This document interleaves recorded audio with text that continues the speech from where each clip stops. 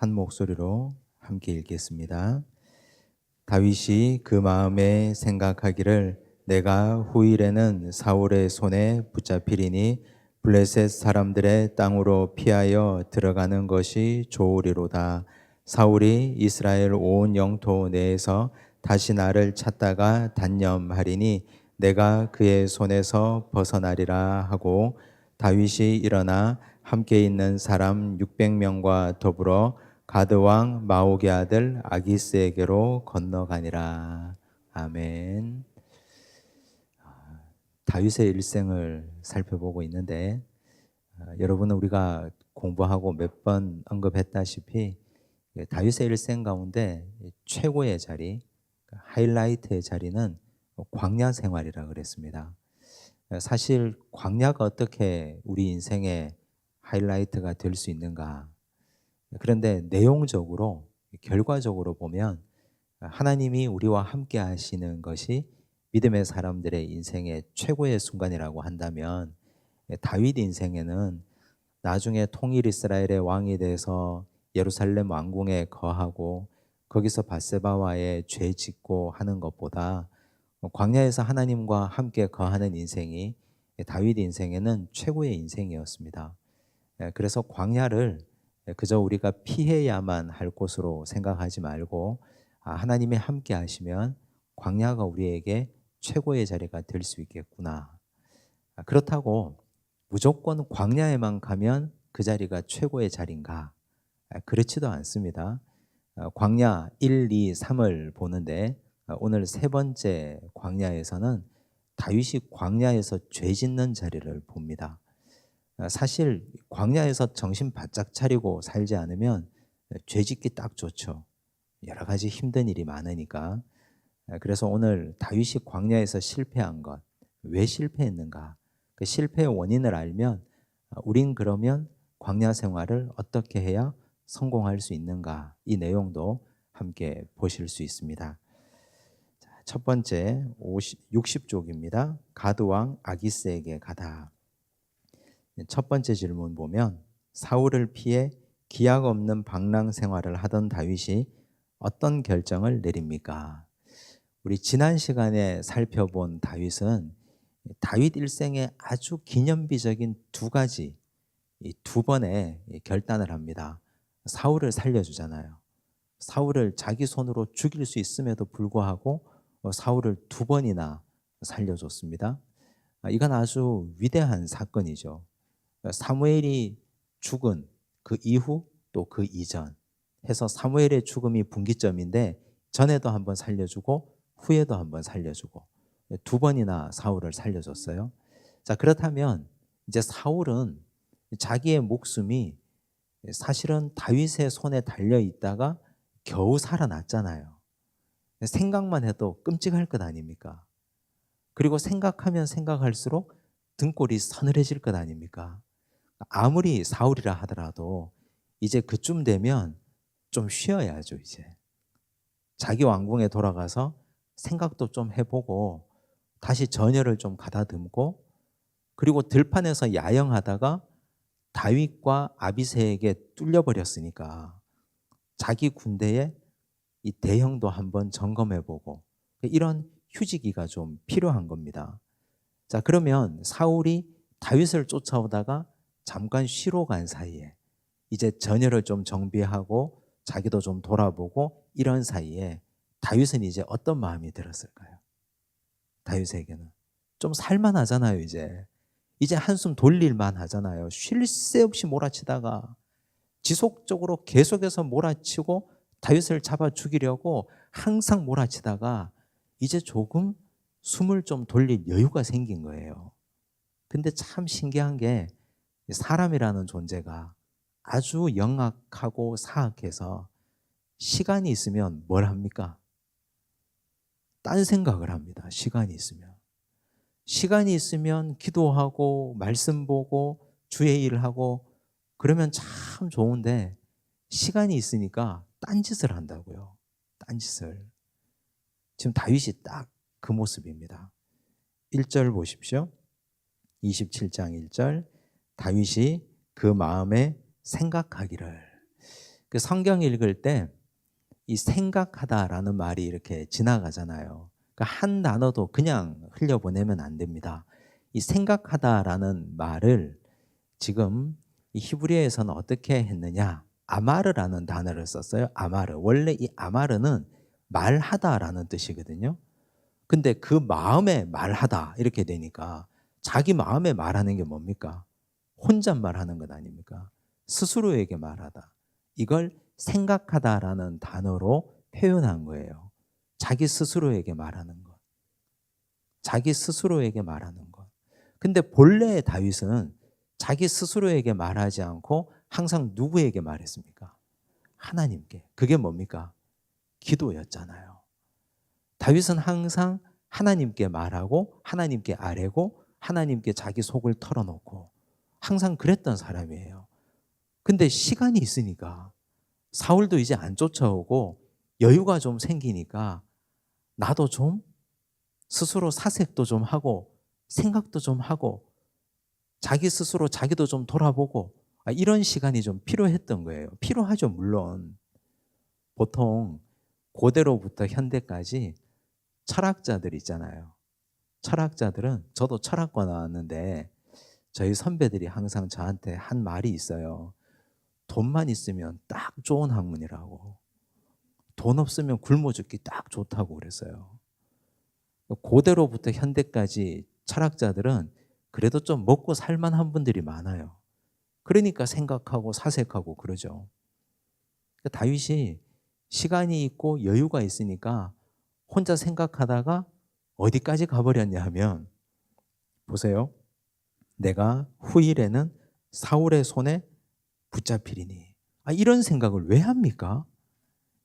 이때까지 하나님이 지켜주시고 하나님이 돌봐주셔가지고 사울의 손에 붙잡히기는커녕 사울을 죽일 기회를 2번이나 가졌는데 자기 손으로 사울을 풀어주고 사울에게 전능하신 하나님을 나타내고 사울의 군대를 떨게 만들었는데, 그런데 시간이 많이 있으니까 이런 생각을 한다고요. 이런 생각을.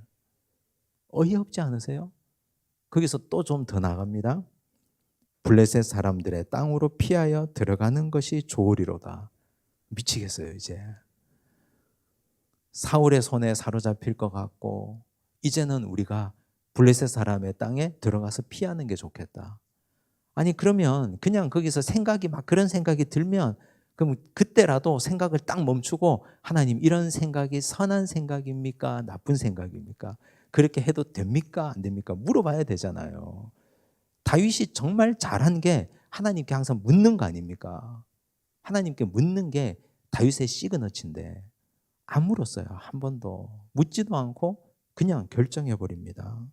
2절에 보니까 다윗이 일어나 함께 있는 사람 600명과 더불어 가드 왕 마옥의 아들 아기스에게로 건너가니라. 21장에서도 한번 갔거든요. 아기스에게. 아기스가 죽이려고 그랬죠.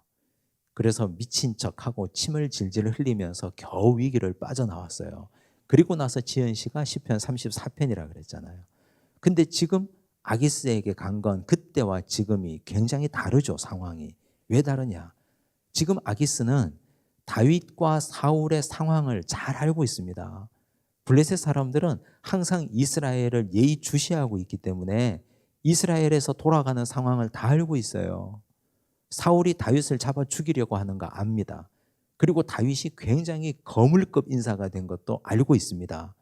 그리고 다윗 혼자 오는 게 아니에요. 600명을 거느리고 함께 정치적인 망명을 하는 겁니다. 그러면 가드왕 아기스가 받아들이지 않을 이유가 없는 거예요. 거대한 다윗, 지금 거물급 인사가 된 다윗을 받아들이지 않을 이유가 없죠. 그렇게 해서 지금 가버린 거예요. 여러분, 생각이 이런 결과를 만들었습니다. 하나님의 사람은 기도하고 예배드리고 말씀 읽고 말씀의 거울에 나를 비추어 보고 그래야 되는데, 말씀 없이 기도 없이 그냥 생각만 하니까 두려움에 사로잡히는 거예요. 우리가 항상 혼자 공상하다가 생각하다가 생각이 꼬리를 물고 그 꼬리가 또 다른 꼬리를 물어서 실체도 없는 두려움이 나를 사로잡아 갈 때가 있잖아요. 다윗이 지금 딱 그 꼴입니다. 광야에서 정신없이 사울이 그를 휘몰아칠 때는 순간순간 살려달라고 하나님께 기도했잖아요. 시간 없을 때는 기도하고 바쁠 때 기도하고. 근데 시간이 있고 여유가 조금 생기니까 딴짓하는 건 우리하고 똑같아요. 우리도 그렇잖아요. 안 그래요? 그렇잖아요. 안 그런 척 하지 마세요. 진짜 다 그렇잖아요. 시간이 조금만 있으면 어떻게 해서든 다른 생각하고 죄짓고 그렇게 살아가는 게 광야에서 우리의 인생이에요. 근데 이게 얼마나 위험한가.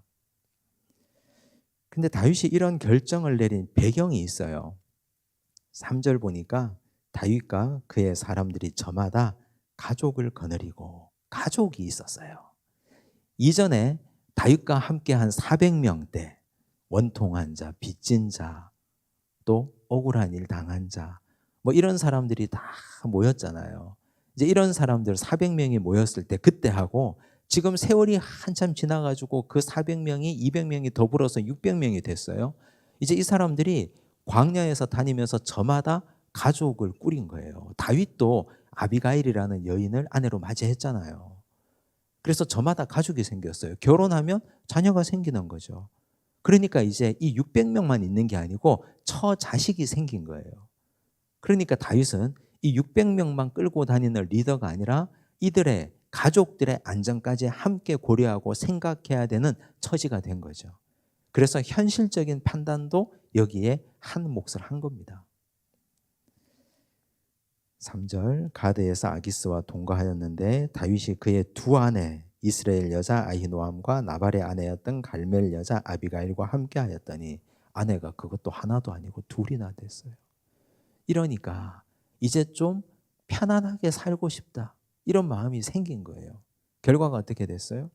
4절 다윗이 가드에 도망한 것을 어떤 사람이 사울에게 전하매 사울이 다시는 그를 수색하지 아니하니라. 외면적으로 보면 겉으로 보면 성공한 것처럼 보이죠. 이제 사울이 다시는 그를 수색하지 않으니까 이제 좀 한숨 돌리고 이제 좀 평화가 왔다고 생각할 거 아니에요. 근데 결과적으로는 어떻게 될까요? 훗날 시간이 지나 보면 우리가 창세기 말씀 통해서 알고 있잖아요. 아브라함과 사레가 자기 아내를 누이라고 속이고 이집트에 내려갔는데 기근이 해결됐어요. 은금, 폐물, 노비까지 다 얻어서 다시 돌아옵니다. 부자 돼서 돌아옵니다. 겉으로 볼 때는 가난해서 내려갔는데 부자 돼서 올라왔어요. 해결된 것처럼 보여요. 근데 두 가지 문제를 안고 왔죠. 롯의 믿음을 잃었고 두 번째는 하갈이 거기에 함께 딸려왔죠. 해결된 게 아니에요. 궁극적으로 보면. 실제로 보면. 그래서 하나님의 사람들은 하나님 말씀대로 하지 않으면 항상 거기에 꼬리가 따라 붙습니다. 문제가 그 안에 항상 생길 수밖에 없어요. 하나님의 방법대로 동기 과정이 다 선해야 돼요. 그래야 문제가 생기지 않습니다. 61조 다윗은 아기스에게 무엇을 요구했습니까? 아기스에게 부탁합니다. 5절 아기스에게 이르되 바라건대 내가 당신께 은혜를 입었다면 지방 성읍 가운데 한 곳을 내게 주어 내가 살게 하소서. 당신의 종이 어찌 당신과 함께 왕도에 살리이까 하니. 지방 성읍 가운데 한 성을 달라 그랬죠. 불편한 거예요. 아기스와 함께 사는 게. 그리고 사람들도 많으니까. 근데 지금 다윗이 이 정도를 요구할 정도로 거물급 인사가 된 거죠. 아기스가 허락해 줍니다. 6절 아기스가 그날에 시글락을 그에게 주었으므로 시글락이 오늘까지 유다 왕에게 속하니라. 시글락은 가드에서 약 40km 정도 떨어진 성읍이에요. 40km 정도 떨어진 성읍 시글락을 다윗에게 줘서 너 거기 가서 살아라. 물론 블레셋 사람의 땅입니다. 7절 다윗이 블레셋 사람들의 지방에 산 날수는 1년 4개월이었더라. 1년 4개월 16개월이죠. 16개월 동안 편안했어요. 지금 광야에 쫓겨난 이후에 단 한 번도 이런 세월을 경험해 본 적이 없는데 16개월 동안 사울의 손에서 안전했다고요. 그러면 지금 다윗은 어떤 생각을 할까요? 내가 그때 생각 잘했지. 내가 그때 결정 잘했지. 이런 마음이 들 것 아니에요. 그렇잖아요. 근데 참 신비로운 것은 다윗의 시편이 굉장히 많은데 이 16개월 동안에 지은 시편은 단 한 편도 없습니다. 단 한 편도. 이게 뭘 의미할까요? 그의 영성이 바닥을 치고 있었다는 겁니다. 그의 영성이. 시편 23편 목가적인 시죠. 근데 그 시편이 다윗이 한창 치열하게 사울에게 쫓겨다니고 있을 때 지은 시. 시편 34편 우리가 살펴봤잖아요. 그 놀라운 시편, 그 위대한 시편도 다윗이 한창 사울에게 쫓겨다니고 힘들 때, 눈코 뜰 새 없이 바쁠 때 그때 지은 시예요. 근데 1년 4개월 동안 16개월 동안 다윗은 지금 아비가일과 신혼생활 신나게 누리고 있는 거예요. 편안한 생활을. 이럴 때는 그의 영성이 바닥을 치고 있습니다. 하나님과 교제가 없고 하나님과 교통이 없습니다. 지금 이런 인생을 살고 있다는 겁니다. 그런데 한번 생각해 보세요. 사람이라는 게 원래 뒤통수가 좀 뜨끈뜨끈할 때가 있잖아요. 언제 그래요? 다윗이 지금 가드왕 아기스에게 일단 은혜를 입었습니다. 성읍도 하나 얻었잖아요. 근데 눈치가 좀 보이는 거예요. 밥값을 좀 해야 되겠다. 시글락이라는 성읍도 얻어서 거기서 가족들과 함께 600명 처자식과 함께 편하게 잘 먹고 잘 살고 있는데 나를 사울의 손에서 안전하게 보호해주는 사람이 내 주군이 가드왕 아기스인데 이 사람에게 밥값을 좀 해야 되겠다는 생각이 든 거예요. 당연한 것 아닙니까? 눈치도 좀 줬겠죠. 지금 여기서 무의도식 하면서 너희들은 뭐 하느냐? 이런 눈치가 좀 있었겠죠. 그래서 다윗과 함께한 사람들이 이제 일을 벌입니다. 27장 8절 다윗과 그의 사람들이 올라가서 그술 사람과 기르스 사람과 아말렉 사람을 침노하였으니 즉 사막에 있는 여러 소수 민족들을 다 치는 거예요. 전리품을 수거해 오는 거죠. 9절 다윗이 그 땅을 쳐서 남녀를 살려두지 아니하고 양과 소와 나귀와 낙타와 의복을 빼앗아 가지고 돌아와 아기스에게 이르매 아기스에게 상납하는 거예요. 전리품을. 근데 왜 사람은 왜 죽였을까요? 지금 이게 전면전 전쟁하는 게 아니잖아요. 이 사람들이 쳐들어와서 다윗과 함께 싸우는 게 아니잖아요. 전리품이 필요한 거잖아요. 약탈의 경제니까. 지금 이걸 빼앗아 와서 갖다 바치려고 빼앗는 건데 사람은 왜 죽이는 걸까요? 평소에 다윗이 아니잖아요, 지금. 왜 죽이는지 이유가 나옵니다. 10절 아기스가 이르되 너희가 오늘은 누구를 침노하였느냐? 아기스가 궁금한 거예요. 도대체 누구를 침노하고 이 전리품을 빼앗아 왔느냐? 다윗이 말해요. 유다 네겝과 여라무엘 사람의 네겝과 겐 사람의 네겝이니이다. 네겝은 남쪽 마른 땅이라는 뜻인데 여기서 중요한 게 유다 네겝이에요. 즉 한마디로 말하면 다윗이 아기스에게 잘 보이려고 유다 땅을 침노해서 빼앗아 왔습니다. 이스라엘을 내가 침노해서 거기서 전리품을 갖고 왔습니다. 그러니 저를 믿으셔도 됩니다. 제가 지금 내 동족의 땅을 쳐들어가서 그 사람들에게서 전리품을 빼앗아 왕에게 진상하오니 나를 믿어달라고 그렇게 말하는 거예요. 만약에 사람들을 살려두면 들통나잖아요. 그것 때문에 사람들을 다 죽여버린 거예요. 그 사람들을. 우리가 알고 있는 다윗 맞습니까? 1년 4개월 동안 여기 있으면서 영성은 바닥을 치고 거기서 가드왕 아기스에게 잘 보이려고 무고한 인명을 살해하고 이런 짓을 벌이고 있어요. 그리고 또 다윗이 여기서 노린 것은 1타 2피예요. 무슨 말이냐? 다윗은 아말렉 사람들을 침노하고 그 사람들을 죽였잖아요. 아말렉은 사실 이스라엘에게는 골치 아픈 존재거든요. 그래서 다윗은 여기서 이스라엘 백성들에게도 인기 관리를 하고 있는 중이에요. 아말렉 사람들을 죽이고 그 전리품들을 빼앗아 옴으로써 가드 왕 아기스에게도 잘 보이고 이스라엘 백성들에게도 인기 관리하고 언젠가 내가 다시 이스라엘에 돌아가서 왕위에 오르고 말겠다. 이 두 가지를 함께 하고 있는 거예요. 하나님 보시기에 이게 선한 일입니까? 악한 일입니까? 악하죠. 당연히 그러면 안 되는 것 아닙니까? 이제 이렇게 1년 4개월 보낸 이후에 정체가 탄로날 때가 왔습니다. 자, 가드왕 아기스는 12절 보세요. 아기스가 다윗을 믿고 말하기를 다윗이 자기 백성 이스라엘에게 심히 미움을 받게 되었으니 그는 영원히 내 부하가 되리라고 생각하니라. 이렇게 생각할 거 아니에요. 근데 여기서 중요한 거, 가드왕 아기스도 뭘 했습니까? 생각을 하는 거예요. 다윗도 1절에 보면 생각을 했잖아요. 가드왕 아기스도 생각을 하는 거예요. 무슨 말입니까? 믿지 않는 사람들도, 사탄들도, 세상에 하나님 없이 사는 사람들도 다 생각은 하고 산다는 말이에요. 자, 그러면 우리가 하나님의 백성이 악한 사탄의 괴계와 권세를 깨뜨리고 승리하고 이기고 나가려면 우리가 그들과 똑같이 생각만 해서는 이길 수 있습니까? 없습니까? 우리는 한 단계 더 높은 차원의 사고를 해야 되는데 그들보다 한 단계 더 높아지려면 그건 기도하고 말씀 보는 수밖에 없어요. 기도와 말씀, 하나님의 영이 우리와 함께 하는 거거든요. 기도와 말씀으로 하나님과 소통하는 수밖에 없습니다. 다른 방법으로는 우리가 생각해서는 그들도 똑같이 생각하고 내가 생각하는 것 이상으로 그들은 내 머리 꼭대기 위에 앉아 있어요. 그래서는 절대로 이겨낼 수가 없다는 겁니다. 가드왕 아기스도 자기 나름의 계획이 있습니다.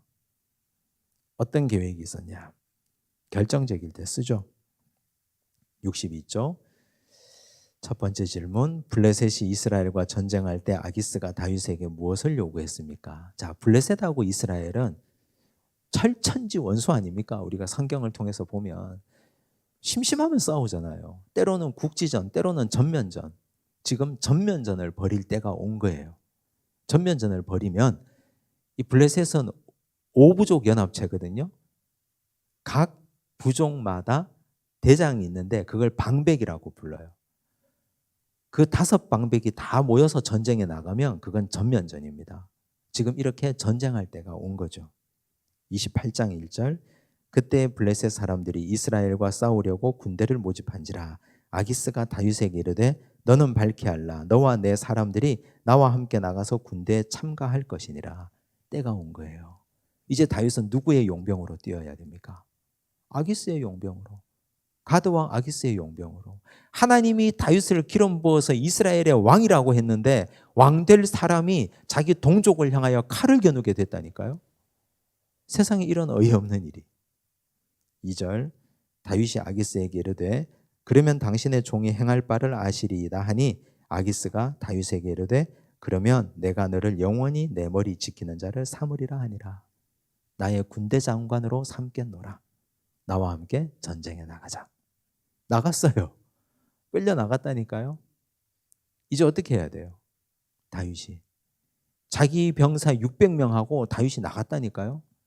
지금 거기서 선택지는 2가지밖에 없죠.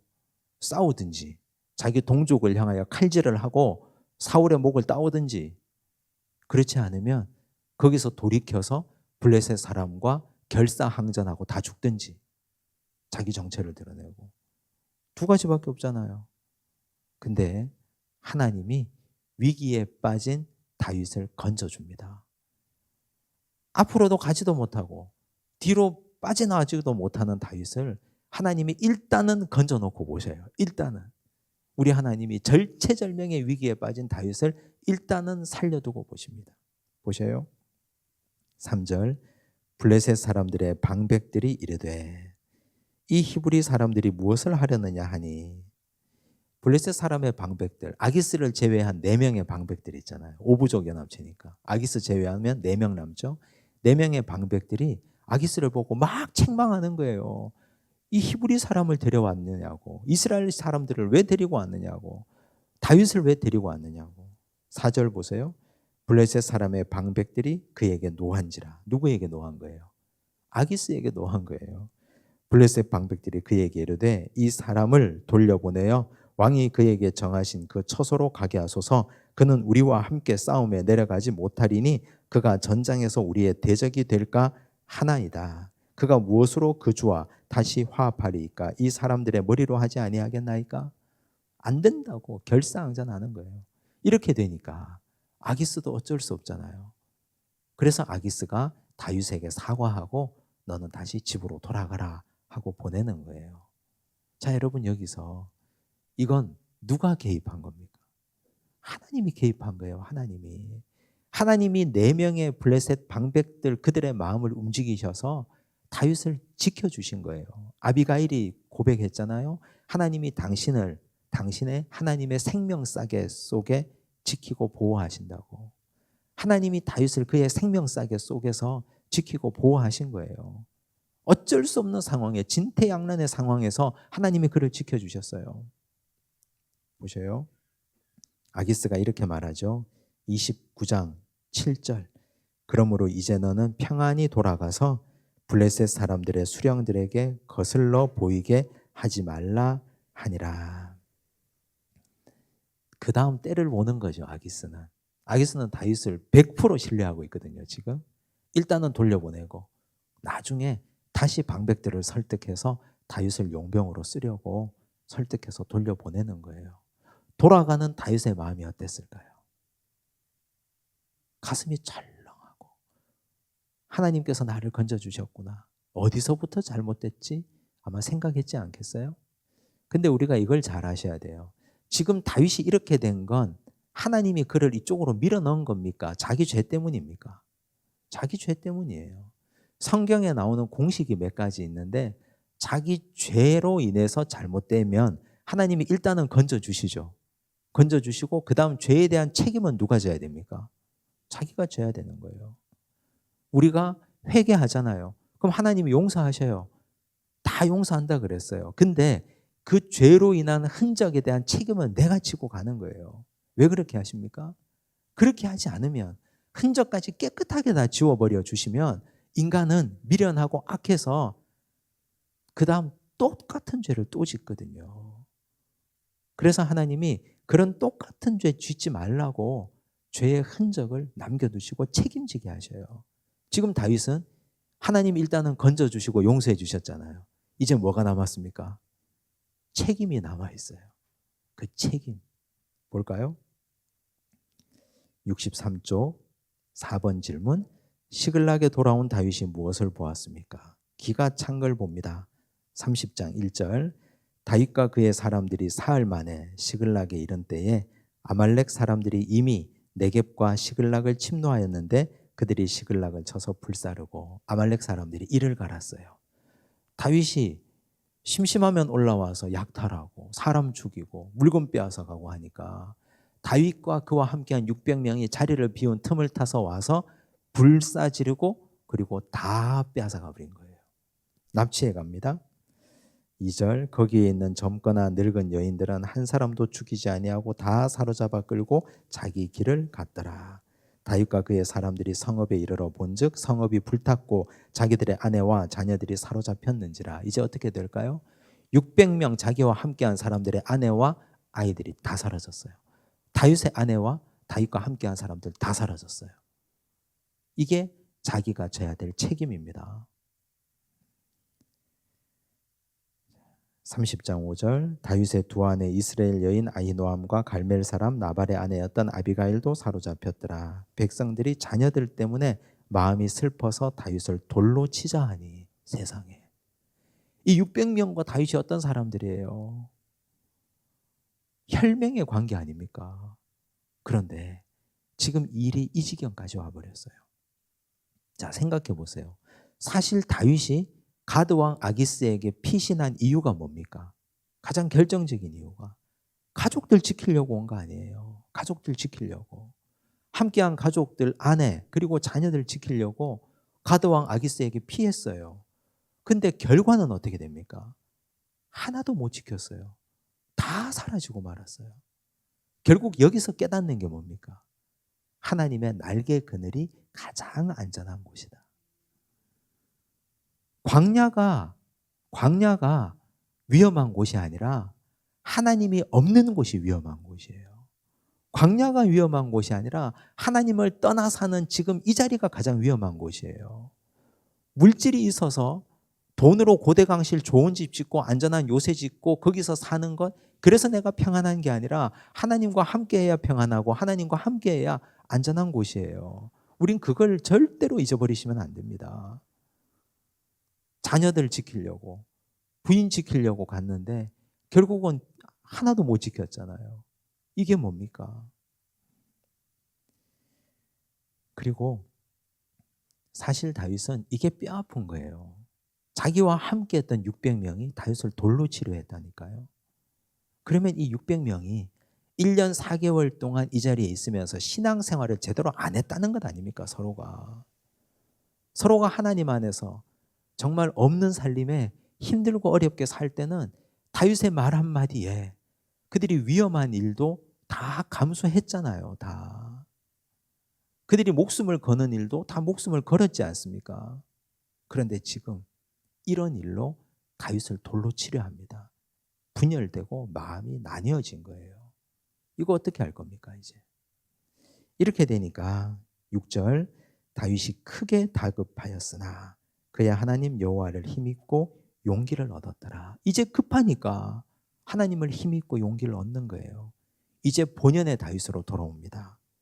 8절 다윗이 여호와께 묻자와 이르되 이걸 안 한 거예요. 1년 4개월 동안 16개월 동안 여기 있으면서 이게 원래 다윗 아닙니까? 어떤 일이 있어도 하나님께 묻잖아요. 근데 지금 다급하니까 하나님께 물었어요.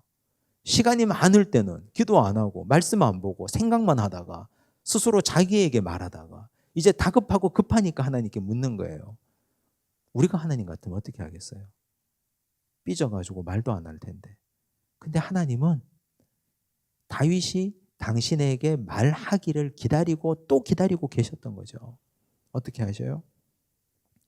다윗이 묻습니다. 내가 이 군대를 추격하면 따라잡겠나이까 하니 여호와께서 그에게 대답하시되 그를 쫓아가라. 내가 반드시 따라잡고 도로 찾으리라. 말씀해 주셨어요. 이에 다윗과 또 그와 함께 한 600명이 가서 부솔 시내에 이르러 뒤떨어진 자를 거기 머물게 했으며 곧 피곤하여 부솔 시내를 건너지 못하는 200명을 머물게 했고 다윗은 400명을 거느리고 쫓아가니라. 자, 600명의 군대가 사실은 다윗과 함께한 최정예 부대 아닙니까? 얼마나 훈련하지 않았던지 200명은 시내도 못 건너는 거예요. 강도 못 건너요. 200명이 피곤해서 자기 처자가 다 사로잡혀 갔는데도 숨이 턱에 차서 못 가는 거예요. 이걸 보면 이 600명이 1년 4개월 동안 어떻게 살았는지를 잘 알 수 있잖아요. 하나님의 백성의 정체성은 군대입니다. 우리가 요한계시록 하면서 계속 공부했다시피 하나님 백성의 정체성은 군대예요. 군인은 훈련받는 자리예요. 끊임없이 훈련받고 하나님께 쓰임받아야 돼요. 훈련받는 이유는 쓰임받으려고 훈련받거든요.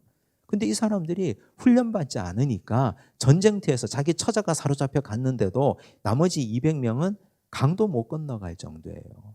허약한 군대가 되고 말았습니다.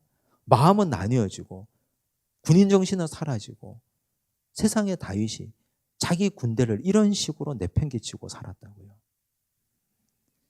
할 수 없이 다윗이 나머지 400명을 데리고 쫓아갑니다. 64쪽 보십시오. 18절 다윗이 아말렉 사람들이 빼앗아갔던 모든 것을 도로 찾고 그의 두 아내를 구원하였고 그들이 약탈하였던 것 곧 무리의 자녀들이나 빼앗겼던 것은 크고 작은 것은 막론하고 아무것도 잃은 것이 없이 모두 다윗이 도로 찾아왔고 또 양떼와 소떼를 다 되찾았더니 무리가 그 가축들을 앞에 몰고 가며 이르되 이는 다윗의 전리품이라 하였더라. 근데 400명이 지금 다 되찾아서 오잖아요. 가족들, 자녀들, 전리품 다 끌고. 근데 200명은 강을 못 건넜어요. 이 400명이 어떤 얘기를 하냐면 이 200명에게는 자녀들만 돌려주고 가족만 줍시다. 이 사람들은 우리를 따라서 강을 건너지 않았으니 그들의 재산, 전리품을 찾을 자격이 없는 사람들입니다. 이렇게 얘기했어요. 지금 이 사람들이 철저하게 분열돼 버린 거예요. 여기에 다윗이 어떻게 말했을까요? 보세요. 30장 23절 다윗이 이르되 나의 형제들아 여호와께서 우리를 보호하시고 우리를 치러 온 그 군대를 우리 손에 넘기셨은즉 그가 우리에게 주신 것을 너희가 이같이 못하리라. 하나님을 고백하는 거죠. 하나님이 다 우리에게 주신 거라고. 이 일에 누가 너희에게 듣겠느냐.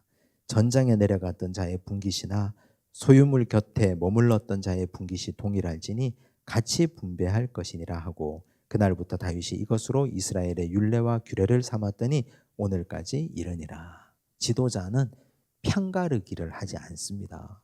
그랬죠, 다윗이. 다윗이 그래 너희들이 갔으니 주지 말자. 나도 그렇게 생각해.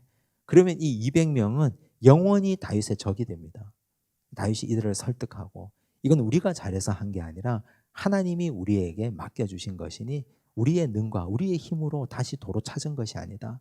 그래서 다시 그들에게 다 돌려줍니다. 찢겨졌던 그들의 마음을 다윗이 하나로 일치시키게 하죠. 이제 다윗이 하나님께 기도하기 시작하니까 잃어버렸던 지도자의 위엄을 다시 회복합니다. 지도자는 국민들의 마음을 찢는 사람이 아니고 국민들의 마음을 하나가 되게 하는 존재예요. 나누고 그들에게 상처 주는 자가 아니고 네 편 내 편 하는 자가 아니고 함께 하는 자가 진정한 지도자예요. 다윗이 그걸 보여주고 있습니다. 한편 이제 사울은 어떻게 됐을까요? 지금 다윗은 이스라엘과의 블레셋과 전면전의 용병으로 갔다가 하나님이 그를 건져서 쏙 빼서 다시 돌아왔잖아요. 와보니 가족을 다 잃었어요. 가서 도로 찾아왔어요. 그러면 지금 이스라엘은 블레셋과 전면전을 해야 되는 처지에 서 있습니다. 그 전면전은 누가 전장에 나가서 싸워야 됩니까? 사울이 해야 되죠. 사울이 지금 그럴 능력이 있을까요? 능력이 없습니다. 사울의 상황을 보셔요. 28장 4절 65쪽입니다. 블레셋 사람들이 모여 수넴에 이르러 진침해. 여기 블레셋 사람들은 그냥 한 부족 두 부족이 아니에요. 5부족 연합체가 다 모인 거예요. 사울이 온 이스라엘을 모아 길보아에 진쳤더니 사울이 블레셋 사람들의 군대를 보고 두려워서 그의 마음이 크게 떨린지라. 두려움이 생겼어요. 하나님의 영이 떠난 사람의 특징 두려움이라 그랬죠. 또 지금 사울은 항상 그토록 좋아했던 용병을 이제는 모으지를 못해요. 왜? 돈이 없으니까. 재정이 없잖아요. 맨날 다윗 쫓아다닌다고 국고가 텅텅 비고 재정이 없잖아요. 그러니 용병들이 있겠습니까? 두려운 거죠. 블레셋 5부족 연합체가 딱 쳐들어와 있는데 그들과 맞서 싸울 힘이 없는 거예요. 그래서 6절 사울이 여호와께 묻자오되 여호와께서 꿈으로도 우림으로도 선지자로도 그에게 대답하지 아니하시므로. 하나님이 왜 대답하시겠습니까? 하나님이 응답하지 않아요. 대답하지 않으니까 급기야 사울이 누구를 찾아갑니까? 무당을 찾아갑니다. 엔돌의 신접한 여인. 7절 사울이 그의 신하들에게 이르되 나를 위하여 신접한 여인을 찾으라. 내가 그리로 가서 그에게 물으리라 하니 그의 신하들이 그에게 이르되 보소서 엔돌에 신접한 여인이 있나이다. 참 슬프죠. 왜 슬픕니까? 우리가 여기서 사울이 한 일을 살펴봐야 되는데 사울이 다윗 일로 제사장만 85명을 죽였습니다. 아히멜렉 제사장을 비롯한 다윗에게 진설병 줬다고 골리앗에 칼 줬다고 찾아가서 도액이라는 사람을 시켜서 제사장만 85명을 죽였습니다. 그리고 나니까 사울을 위해서 기도해 주는 사람이 없는 거예요. 하나님께 이 전쟁을 위해서 하나님께 물어봐 달라고 부탁할 제사장이 단 한 사람도 없는 거예요. 자기 곁에는 간신만 남아 있는 거죠. 신접한 여인을 찾으라 하니까 신하들이 안 됩니다. 그건 하나님께서 금하신 것입니다. 절대로 안 됩니다. 제목에 칼이 들어와도 안 됩니다. 이래야 참된 신하인데 그럴 놈이 하나도 없는 거예요. 전부 다. 옆에 간신들만 남아서. 그래서 엔돌의 신접한 여인 찾아오라 그러니까 신하들이 당장 얘기하잖아요. 엔돌에 신접한 여인이 있나이다. 이게 비극이에요. 이게. 내 곁에 누가 있나를 잘 봐야 돼요. 내 곁에. 평소에 내가 어떤 인생을 살았느냐에 따라서 내 곁에 좋은 사람이 남아있느냐 아니면 그렇지 않느냐 사울을 보면 잘 알 수 있어요. 나와 함께한 사람들이 어떤 사람이냐 그걸 보면 나를 알 수 있는 거죠. 나와 함께한 사람. 지금 사울은 기도해 줄 사람 없죠? 직언해 줄 사람 없죠. 이렇게 다윗 같은 사람을 죽이려고 하는데 누가 곁에 남아서 직언하겠습니까? 무당 찾아오라 그러면 당장 찾아서 갖다 주면 되는데 슬픈 일이에요. 자, 그래서 신접한 여인을 찾아가요. 여인에게 말해요. 여인에게 가서 나를 위하여 한 사람을 불러 올리라 그러죠. 11절, 28장 11절, 여인이 이르되 내가 누구를 네게로 불러 올리라 하니 사울이 이르되 사무엘을 불러 올리라 하는지라. 사무엘을 너무 보고 싶었는가 봐요. 그래서 이 신접한 여인이 사무엘을 불러 올려요. 근데 이제 좀 이따 제가 말씀드리겠지만 이 사무엘이 진짜 사무엘인가? 이걸 우리가 심각하게 한번 고민해 보셔야 돼요. 자, 어쨌든 여인이 사무엘이라고 하는 영이 이렇게 말해요. 28장 15절, 사무엘이 사울에게 이르되 내가 어찌하여 나를 불러 올려서 나를 성가시게 하느냐 하니 사울이 대답하되 나는 심히 다급하니이다. 블레셋 사람들은 나를 향하여 군대를 일으켰고 하나님은 나를 떠나서 다시는 선지자로도 꿈으로도 내게 대답하지 아니하시기로 내가 행할 일을 알아보려고 당신을 불러 올렸나이다 하더라. 지금 여기서 보면 이 사울의 정신 상태가 나와요. 나는 심히 다급하니이다. 나는 나를 향하여 하나님은 나를 떠나서 나를 전부 나만 얘기하잖아요. 지금 내가 급해서 지금 여기 왔다는 거예요. 지금 사울은 이 나라의 안위는 안중에도 없어요. 블레셋이 이스라엘을 삼키려고 오부족 연합체가 전면전을 벌이려고 나와 있잖아요. 근데 지금 내가 다급한 거예요. 내가 죽을까 봐. 하나님의 영이 떠난 자의 아주 완악한 모습이에요. 끝까지. 그러니까 16절 사무엘이 이르되 여호와께서 너를 떠나 내 대적이 되셨거늘 내가 어찌하여 내게 묻느냐. 여호와께서 나를 통하여 말씀하신 대로 내게 행하사 나라를 내 손에서 떼어 내 이웃 다윗에게 주셨느니라. 내가 여호와의 목소리를 순종하지 아니하고 그의 진노를 아말렉에게 쏟지 아니하였으므로 여호와께서 오늘 이 일을 내게 행하셨고 여호와께서 이스라엘을 너와 함께 블레셋 사람들의 손에 넘기시리니 내일 너와 내 아들들이 나와 함께 있으리라. 여호와께서 또 이스라엘 군대를 블레셋 사람들의 손에 넘기시리라 하는지라. 이것만 보면 진짜 사무엘 같죠. 결론적으로 말하면 이건 사무엘이 아니에요. 귀신이에요. 왜 그런가? 성경 전체를 통해서 보셔야 되는데 전도서 3장, 고린도후서 5장을 보면요. 이렇게 나오죠. 전도서 3장 21절 인생들의 혼은 위로 올라가고 짐승의 혼은 아래 곧 땅으로 내려가는 줄을 누가 알랴. 인생들 사람의 혼이 위로 간다 그랬어요. 그 위가 어디냐? 고린도후서 5장 10절에서 말합니다. 이는 우리가 다 반드시 그리스도의 심판대 앞에 나타나게 되어 각각 선악간에 그 몸으로 행하는 것을 따라 받으려 함이라. 우리가 이 땅에서 하나님이 우리에게 주신 시간이 끝나면 어디에 선다고요? 인생이 위로 올라간다 그랬잖아요. 그래서 그리스도의 심판대 앞에 서요. 자, 공부 열심히 한 학생은 시험이 기다려질까요? 피하고 싶을까요? 한 번도 그런 적이 없었을 테지만 그래도 그냥 상상을 한번 해보세요. 완벽하게 내가 공부 열심히 하고 완벽하게 모든 걸 다 준비했다고 하면 이 시험이 기다려질 거 아닙니까? 왜냐하면 시험 쳐서 100점 맞아서 엄마한테 가서 보여주고 상 받아야 되니까. 기말고사 끝나야 빨리 방학하니까. 근데 하나도 공부 안 하고 팽팽 노는 친구는 시험이 겁나는 거죠. 우리 인생도 평생 동안 예수 잘 믿고 하나님 잘 섬기면 그리스도의 심판대가 기다려지는 거예요. 넌 천국. 빨리 이 말 듣고 싶으니까 이 땅이 너무 힘드니까 하루하루 사는 게 고되고 힘들잖아요. 하나님께서 나를 그리스도의 심판대에서 너는 천국 하고 빨리 패스시켜 주기를 기다리는 거예요. 우리는 신앙생활 잘하고 맨날 죄 짓고 살고 맨날 하나님 기뻐하시지 않는 일만 하고 사는 사람들은 그리스도의 심판대가 두렵죠. 그러면 지옥에서 영생하는 거예요. 천국에서 영생하느냐 지옥에서 영생하느냐.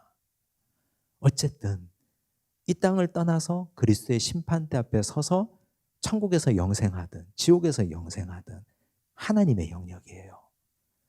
무당 따위가 하나님의 영역에 속한 존재를 불러 올리지 못합니다. 어디 감히 무당 따위가, 신접한 여인 따위가 하나님의 영역에 속한 자를 감히 불러 올린단 말입니까? 그러면 지금 여기 말하고 있는 이 자는 누굽니까? 사무엘처럼 행동하는 귀신이죠. 사탄이죠. 사탄이죠. 세상의 권세 잡은, 공중의 권세 잡은 사탄은 예수님을 가장 잘 알았어요. 멀리서부터 예수님을 알았잖아요. 예수님을 알고 쫓아와서 예수님께 엎드려서 꿇어안고 절하잖아요. 주여 나를 떠나소서. 여기 계시지 말고 저와 상관없는 자인데 왜 여기 오셔서 저를 괴롭게 합니까? 막 그랬잖아요. 귀신도 예수님을 잘 알아요. 귀신도 사무엘을 알고 귀신도 사울의 미래를 알고 사울이 어떻게 살았는지를 다 안다고요. 그런데 왜 이렇게 할까요? 도대체 무슨 목적으로? 만약에 사울이 그 다음에 전쟁하다 죽어서 그렇지 안 죽었다면, 좀 더 살았다면 어떤 일이 일어났을까요? 하나님은 꿈으로도 선지자로도 우림으로도 응답하지 않잖아요. 하나님은 사울의 기도에 응답하지 않잖아요. 한번 이렇게 와서 엔돌에 신접한 여인에게 와서 사무엘처럼 보이는 귀신의 얘기를 들었어요. 그 다음에 또 오지 않을까요? 답답한 일이 있으면 당연히 오겠죠. 최고의 고객이 됐겠죠. VIP가 됐겠죠. 여기 시마다 때마다 와가지고 돈 갖다 주고 나 어떻게 해야 되느냐고 물었겠죠. 사무엘 불러올리라 그래가지고. 그렇게 해서 사람들은 귀신의 노예가 됩니다. 그래서 점 보러 가고 그래서 점치러 가는 거예요. 장군신 모시고 있다는 애기 무당에게 가고, 뭐 그런 식으로 예수 믿는 사람들도 다 가고, 권사님들도 가시고 장로님들도 가시고 목사님들도 가시고, 세상에 기가 차서 참 이런 일이 얼마나 많이 일어나는지 모릅니다. 자, 그렇게 해서 사울은 이제는 진짜 갈 때까지 가버렸어요. 더 이상 갈 데가 없어요. 이제는 타락의 끝판을 보여주는 거예요. 정말 이제는 우리가, 성경은 우리에게 분별하도록 합니다. 이건 사무엘이 아니에요. 절대. 사무엘은 하나님 앞에서 영원한 복락 누리고 천국에서 영원히 쉬고 계신데 무당 따위가 어떻게 사무엘을 불러 올린단 말입니까? 어떻게 하나님의 통치 영역 안에 있는데. 우리가 이걸 분명히 하셔야 됩니다. 그래서 귀신은 없다. 돌아가신 우리 조상님이, 아버지 어머니가 자꾸 나한테 보인다. 이건 사탄이 나를 괴롭게 하는 거예요. 사탄의 장난이에요. 뭐 그런다고 어디 점치러 가가지고 조상님이 보이는데 이거는 길몽입니까 흉몽입니까 이따위 소리하고, 절대 그런 거 저한테도 묻는 사람 제가 봤어요. 옛날에. 참, 네. 그런 짓 하면 안 돼요. 절대로.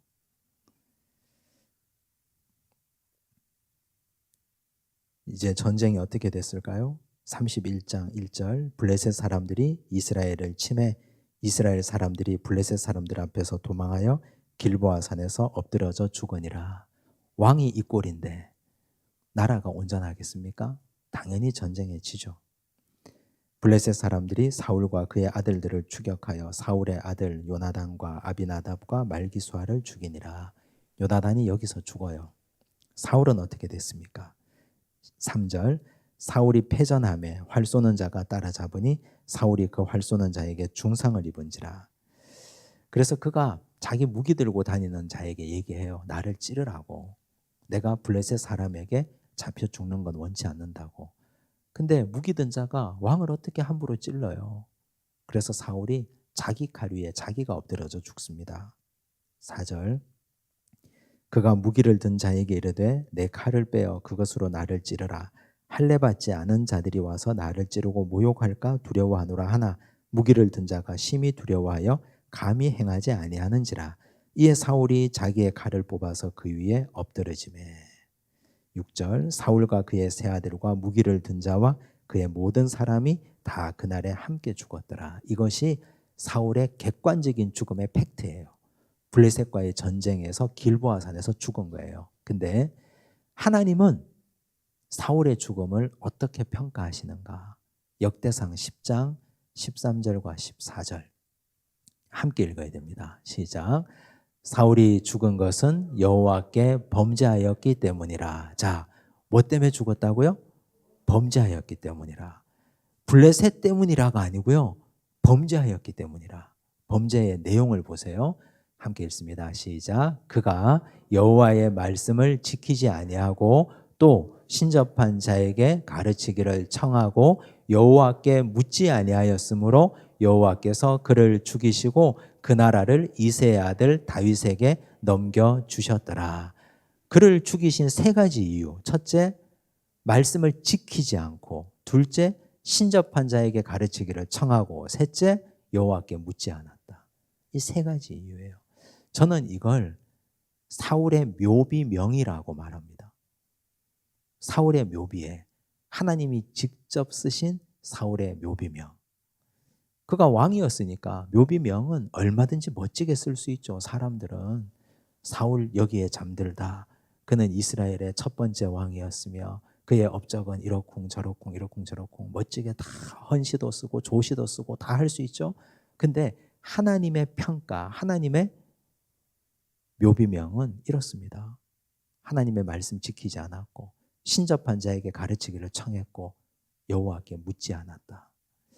우리의 묘비명 하나님이 쓰신다면 하나님은 어떻게 쓰실 것 같으세요? 내 인생을 내 후손이 평가하면 좋은 걸만 쓰겠죠. 좋은 것으로만. 근데 하나님이 내 인생을 다 보고 계시잖아요. 그러니까 하나님이 내 인생 마지막에 너의 인생 내가 딱 세 줄로 요약하마 1번, 2번, 3번 하면 어떻게 쓰시겠어요? 그거 생각하면 우린 두려워해야 됩니다. 그냥 함부로 막 살 수는 없습니다. 매일같이 회개해야 되고 매일같이 하나님 말씀에 날 비추어 봐야 되고 매일같이 하나님 말씀 따라 믿음 생활하고 진실하게 살아가야 됩니다. 일평생 하나님 앞에 사는 인생이니까. 그래서 이렇게 객관적인 죽음이 아니라 하나님 앞에서 그가 왜 죽었느냐를 생각해 보셔야 돼요. 역대기 기자는 하나님의 입장에서 기록해 둔 겁니다. 자, 블레셋 사람들 8절 보세요. 그 이튿날 블레셋 사람들이 죽은 자를 벗기러 왔다가 사울과 그의 세 아들이 길보아 산에서 죽은 것을 보고 사울의 머리를 베고 그의 갑옷을 벗기고 자기들의 신당과 백성에게 알리기 위하여 그것을 블레셋 사람들의 땅 사방에 보내고 그의 갑옷은 아스다롯의 집에 두고 그의 시체는 벳산 성벽에 못 박음해. 시체까지 능욕당합니다. 죽어서까지. 근데 11절 보세요.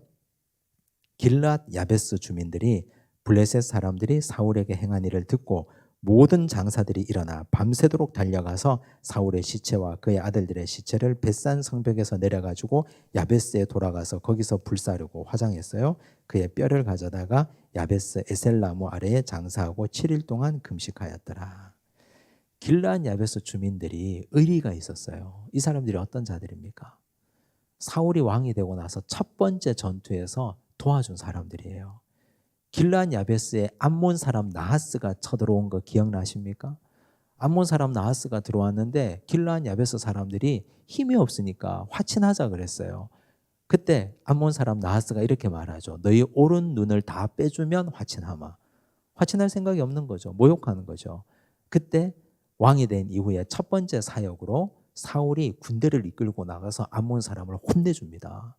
다 쫓아내고 승리했습니다. 그래서 길르한 야베스 사람들은 사울에 대한 고마움이 있는 거예요. 그 고마움을 의리로 이렇게 갖고 지켜낸 겁니다.